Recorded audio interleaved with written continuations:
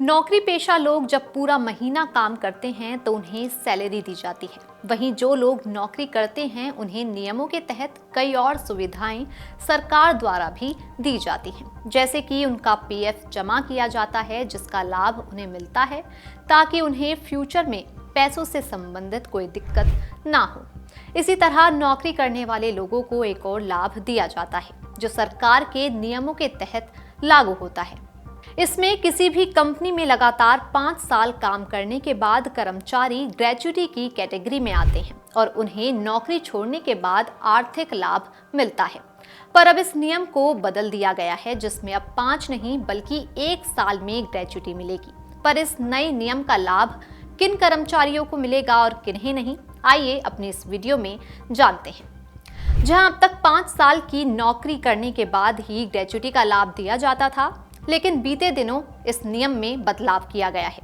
इसके बाद अब 1 साल काम करने वाले कर्मचारियों को भी ग्रेच्युटी का लाभ मिलेगा, यानी अब ग्रेच्युटी का लाभ लेने के लिए किसी कंपनी में 5 साल नहीं बल्कि 1 साल काम करना जरूरी होगा।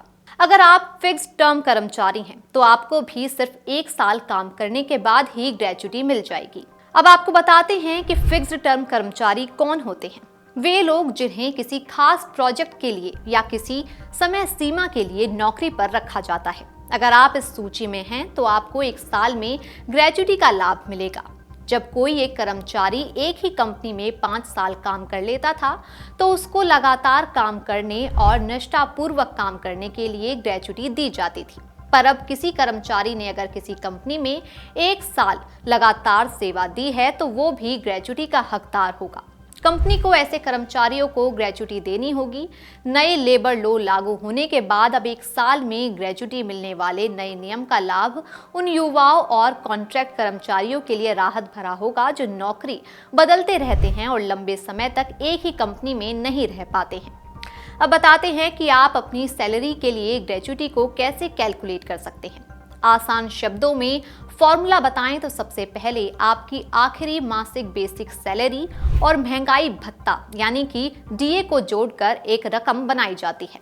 फिर इस रकम को 15 से गुणा किया जाता है। इसके बाद इसे आपकी कुल नौकरी की सेवा अवधि यानी कि आपने कितने साल उस कंपनी में काम किया है इससे गुणा किया जाता है।